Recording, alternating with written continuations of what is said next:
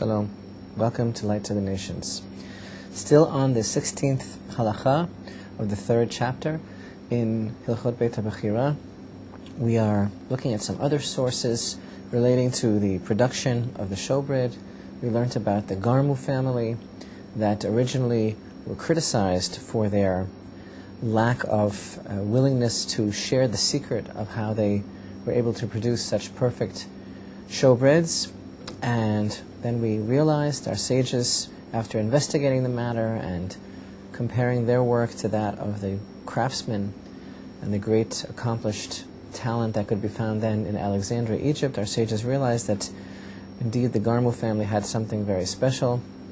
And in fact, it was explained to our sages by the members of the family that they knew the temple eventually would be destroyed, and they simply did not want the secret of how one of God's commandments could be fulfilled in the best possible way. They did not want that secret to become public knowledge, so that it would not be abused, it would not fall into the wrong hands, and it would not become something that would be used, God forbid, for idolatry. And then our sages realized, in fact, that their motivation was very pure and, in fact, noble. Now, regarding where the showbread was actually prepared, we're going to learn a little bit later in the 5th chapter of Maimonides. We're going to learn about the location of some of the chambers in the Holy Temple. And there, in the 5th chapter, Maimonides is going to share with us regarding the area of the temple known as the Women's Court, how it was actually surrounded by a balcony, and how on one side of the Women's Court, in fact on the northern side, on the outside of the Women's Court, there was a very large structure, and this structure in fact was topped by a dome, and this is called the Chamber of the Hearth, Beit HaMoked. And within this large structure, this large domed building on the north side of the temple, there were 4 smaller chambers. And one of these chambers, on the southeastern side of the Beit HaMoked, was in fact called Lishkat Osei Lechem HaPanim. This was the chamber of the makers of the showbread. And it was here that the Garmu family actually baked the showbread. Now, regarding the concept of the bread itself, we've been emphasizing consistently that the unique concept expressed by the Lechem HaPanim is the fact that, without a physical expression, without a physical application of spiritual values and concepts, then everything that exists on a spiritual level is not really real. In other words, it has to have the legs to stand on in this world. That, of course, is really a major principle of Torah thought. And that is one of the major concepts of the Holy Temple, the fact that Hashem wants to be in this world, as our sages express it, Shehakadosh Baruch Hu Ratzah Dira B'Tachtonim. He really wanted a dwelling place, an abode in this world. And when we sanctify this world, when we do what we can to bring the presence of God into this world and to live focused on His purpose, then we see blessing in the physical world, and that's really the concept of the showbread. And we've mentioned also in the past how the blessing of sustenance and livelihood comes into the world through the showbread on the table, which in turn really draws its own influence, its own blessing from the concept of the manna. And you know that in the Holy of Holies, next to the Ark of the Covenant, there rests a jar of manna, which was placed there. If you recall, we have a verse in the Torah where we have an instruction to place that jar of manna next to the Ark of the Covenant in the Holy of Holies as a testimony, as a remembrance. And of course, no one really sees it. No one goes into the Holy of Holies but the high priest, and that only once a year, Yom Kippur. So what is the function of the manna that is placed perpetually inside the Holy of Holies next to the Ark of the Covenant.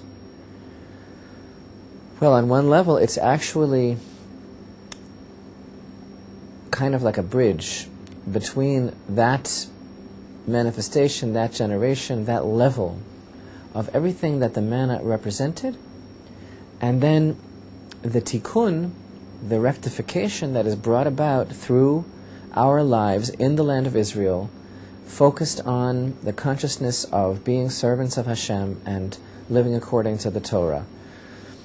You know, the man that our forefathers ate in the desert, that manna, it was, as we've mentioned many times, it was a spiritual diet, and it was that enabled the Jewish people to really make a deep acquisition of the Torah, of Torah knowledge. And this is something that our sages express so succinctly, how that generation, called the generation of knowledge, who partook of the manna and who drank the water from the well of Miriam, they were blessed to really transform their physical sense, their physical being, into something spiritual. And that was a very high level, and not exactly a level to aspire to be perfectly honest, because the generation of the desert, the generation of knowledge that received the Torah, that traveled with the tabernacle and that ate the man, ultimately they are severely criticized, and in fact were eventually punished not to be able to come into the land of Israel. But if you want to give them the benefit of the doubt, and you want to, and we certainly have discussed this too on other occasions, if we want to try to understand their motivation is coming from a very high place, they really were not prepared, not willing to give up this very special, inimitable relationship, like the level of a child attached to the umbilical cord.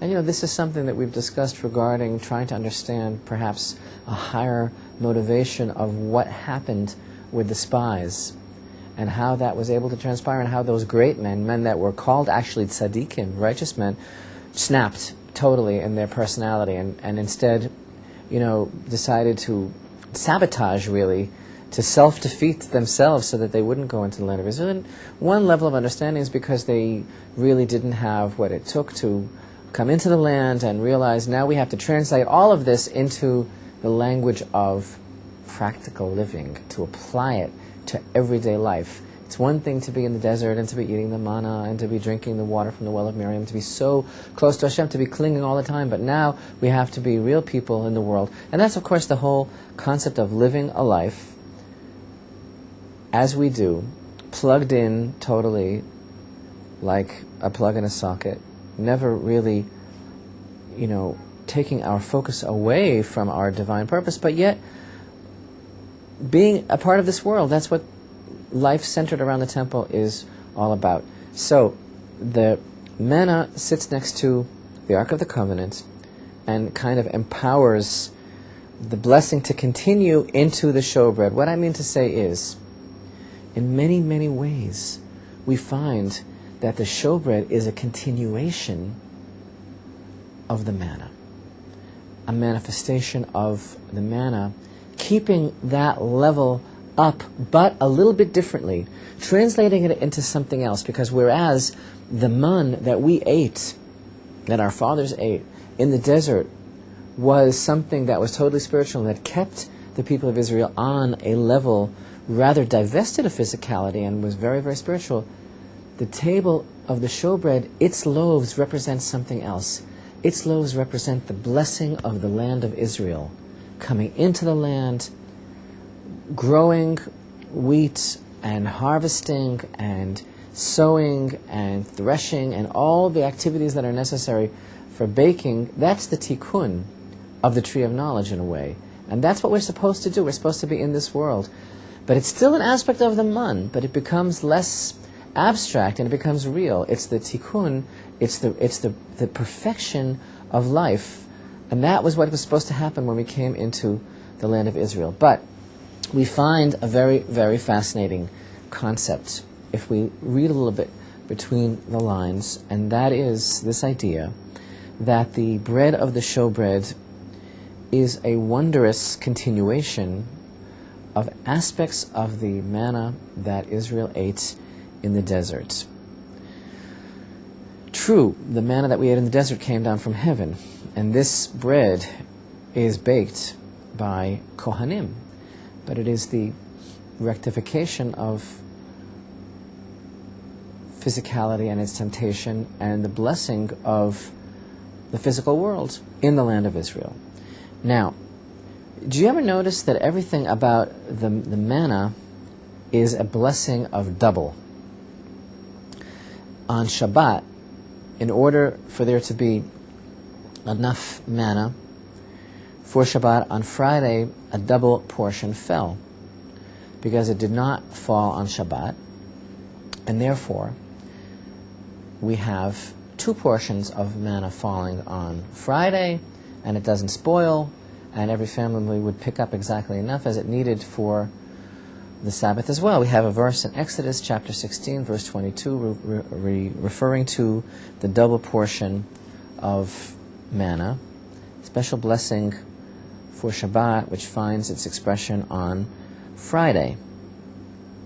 And in fact, in a Jewish home, we have the 2 chalot, 2 loaves of bread on the table for Shabbat that we make the blessing of Hamotzi over, and one aspect of the reason for the 2 loaves is an aspect of what's called lechem mishnah, double portion of bread, which is a remembrance of the double portion of man that fell on Friday. So, this is one aspect that we find with the showbread as well, an aspect of a double essence, a double identity, a double kind of aspect that we're going to see. And really, the twofold identity or essence of the showbread is really because there are 2 major factors that are being expressed by the showbread, that we as people have to make a hitorut, that we have to do our duty to initiate an arousal by Hashem, that we have to make a move in this world. Again, fundamental principle of Torah, that Hashem is waiting to hear from us. But commensurate to our hitorarut, to the arousal that we create, to the initiative that we embark upon, so then, Be'ezrat Hashem, there is shefa, there is the influx of divine blessing that comes to greet us from above. So it works both ways. But if you want to see some interesting points of comparison between the double blessing, the double portion of the manna, as we see in Exodus 16, to the concept of the showbread, first of all, recall that the showbread, lechem hapanim, are baked on Friday, just as the double portion of the manna fell on Friday. They're baked on Friday, but they're not placed until Shabbat. In fact, we learned together that the breads were baked on Friday and brought into the ulam and placed down on a special table where they remained until Shabbat. Just as the manna fell on Friday but was put aside and was not eaten until Shabbat. Even in the measurement of the description that is recorded by our sages regarding the amounts of the ingredients, the loaves of the lechem hapanim, the showbread, each one are called 2 esronim, which, by the way, is double the amount of other menachot, other flour offerings, which again recalls the fact that a double portion of man fell on Friday. Interestingly, a source tells us that the chalot, the loaves of the lechem hapanim, the showbread, were baked in pairs. They were specifically baked 2 at a time in the ovens. Again, that concept of double, just like the double portion of the man. And there are many other aspects of this two-ness, the fact that there are 2 groupings of the loaves that are placed on the table, 6 chalot opposite another 6, Remember that between the arrangements there are 2 censers of frankincense, and there are a number of other ideas as well that we find, just to emphasize to you this beautiful concept that really the breads of the table were meant to be, by Hashem himself, by the essence of the commandments, an extension of the concept of the man. And there are sources that give us in the Talmud, both in the Mishnah and in the Gemara, various aspects of the stages of how the breads were prepared, and this takes into account how the wheat has to be prepared, how the grains have to be separated and sifted and beaten, and how they are eventually baked. When the wheat is prepared, as far as the separation of the kernels from the husks and the beating and the sifting, all of this goes on in an area of the temple that is chol, that is not sanctified. It goes on in an area of the Temple Mount complex which is not sanctified, but the actual baking, including the transferal of the dough into the special golden forms, the actual baking and the removal of the breads into larger golden forms to be placed eventually on the table, all of that takes place in the holier part of the temple, as we mentioned, in the special chamber of the makers of the showbread, which was populated and administered by the Beit Garmo, the Garmo family. As we've seen in depictions of the showbread, the shape of each loaf was very, very unique. There are various descriptions and opinions expressed by our sages in different commentaries regarding these shapes. They're quite unusual. There are 3 or 4 major opinions about the shapes and how they are described. And as we once mentioned, this is an aspect of one of the levels of meaning of the word panim, lechem hapanim, the showbread. It's related to pnim, which means inner, because it is in the inner part of the temple, but is also related to the face or faces, dimensions, and the breads themselves had different faces, had different levels, different facets, as it were. Like a diamond has different facets, the bread had, frankly and simply, the way our sages describe it, many sides, as we can see in some of the depictions of the showbread. This is really one of the most important ideas that we can remember regarding the showbread, the concept of the continuation of everything that the manna represents for the people of Israel. And it's interesting to note that when we study the Torah, even when we study about a particular time which has come and gone, in other words, the generation of the desert, we understand that that was a very specific time and that was a very specific group of people. And of course the Torah records all of these things because of the lessons that we can garner for our lives and for our own understanding as far as our own relationship with Hashem, everything that we learn from a concentrated study on something like the generation of the desert. But here, the idea is that even though the phenomena of the manna was very, very specific to those people, to that group, to that generation, and had such a irrevocable connection to their very acquisition of Torah knowledge, and had so much to do, was so bound up to their identity of those that stood at Sinai, still in all, there's something about the manna which is applicable to all of Israel, and really to all spiritual seekers who bind themselves to Hashem, the God of Israel. The idea of what it means to be in this world, to be receiving from Hashem, to be accepting the shefa, the blessing of His influence, and to be translating into a physical sense. And again, perhaps we can say that this was the pitfall of that generation, and why eventually they did not come into the land, because they were not ready to make that move. But the showbread is the continuation of the manna, but yet as it should be. In other words, our very bread, simply put, could become manna. If we would but really imbibe the core principle of what living a life of the mitzvot would be. And again, this is the experience of being in the temple. Our bread can be blessed in the same way that the manna is blessed. And therefore, this is really the meaning of the words of our sages when they tell us that all the blessing in the world, in sustenance, in livelihood, meaning in food, in agriculture, in parnasa, in the way people were able to provide a livelihood, came from the bread on the table. This is not mystical. This is not some sort of equation, meaning that the bread on the table was some sort of a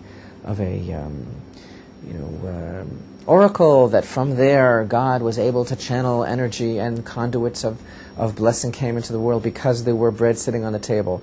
That's all true, but that isn't the idea here at all. It's not mystical, meaning the idea is Hashem is giving us a message of what our lives are supposed to be like, what we're supposed to be doing, just like that farmer who works so hard, with all the stages of agriculture, all the stages of what it means, until he gets a roll or a loaf of bread on his table. He sweat so much, just like the verse that says, by the sweat of your brow you'll eat bread. So he certainly sweats so much, and he went through a tremendous amount of toil until he was able to produce a loaf of bread. But in the end, he washes his hands and he makes a blessing over the bread. Blessed are you, Hashem, our God, King of the universe, who brings forth bread from the earth. And he says that with a straight face and with total feeling of connection to Hashem, because he knows very well that he couldn't have done it himself. So it's Hashem who brings the bread forth, and that is like the manna, and it has the same blessing. But the manna in the desert was limited to such a high level of spiritual connection, it was abstract. And that wasn't the goal. The goal is to come into the land of Israel and to plant and to grow and to thank Hashem. That's the whole purpose of our lives, is to thank Hashem, to realize that Hashem is behind everything. That's why, again, we are focused on the temple, what life in the temple is all about, just being able to bring ourselves to a level of understanding that we owe Hashem everything, like that loaf of bread. So that becomes the extension, receives the blessing because of the bread on the table of the showbread. In our next halakha, halakha number 17, second to the last halakha in the third chapter of Rambam's Hilchot Beit Bechira, we have one very concise and succinct halakha regarding the incense altar. And again, we've studied now quite extensively about the menorah. We've studied a number of halachot in depth about the table. We have only one very brief halakha about the incense altar, because the incense altar is actually a very simple structure. And those, of course, are the three major vessels of the temple. The major concentration, focal point, focus of the divine service is divided into the offerings on the outer altar, but at the same time, the lighting of the menorah, the presence of the bread on the table of the showbread, and the incense offering. So, what do we know about the incense altar? We have halakha number Yud Zayin 17. The Rambam tells us, Mizbach haketoret haya miruba ama al ama. The incense altar was a square, measured at a square amma, an amma by an amma, that is. V'unatun behechal michuvan bein hatzafon ledarom. And it was placed in the sanctuary between north and south, mashuch bein hashulchan v'hamenorah lechutz, slightly pulled between the table and the menorah. We're going to learn on a very important source. It's actually called Braita de Melechet HaMishkan, that the Mizbeach stood in the very center of the sanctuary. Here the Rambam tells us the important thing, it is between the table and the menorah. Ushloshtan hayu munachin mishlish hahechal v'lifnim. These three vessels, the menorah, the golden incense altar, and the table of the showbread were placed in the last third of the sanctuary, keneged haparochet, towards and opposite the curtain, hamavdelet bein hakodesh ubein hakodesh kodashim, which separated between the holy area of the temple and the Holy of Holies. We once mentioned that the incense altar, Mizbach HaKtoret, is called an altar, but that's actually kind of strange, because the word Mizbeach is from the root Zevach, which means a slaughtering, and it is in fact the root of the word Mizbeach, because we know that on the outer altar we have the various animal offerings, but there is no Zevach, as it were, on the incense altar. And herein lies one of the great secrets of our sages, as we learn that the incense offering that we're going to be learning more about in the next Lights of the Nations was the most beloved part of the service in the eyes of Hashem, because something was, in fact, slaughtered on the incense altar, and that is the evil inclination itself. The incense offering had such power and brought about such great unity in the midst of the Jewish people that it is said to be the most important part of the service for Hashem himself, that which is associated directly with the neshama, with the soul of the people, and that it's called an altar because, in fact, it brought about the demise of evil in the world. We're going to be learning more about this as we learn about everything that goes on in the Holy Temple, place of the Divine Presence, the light to Israel, and the light to the nations.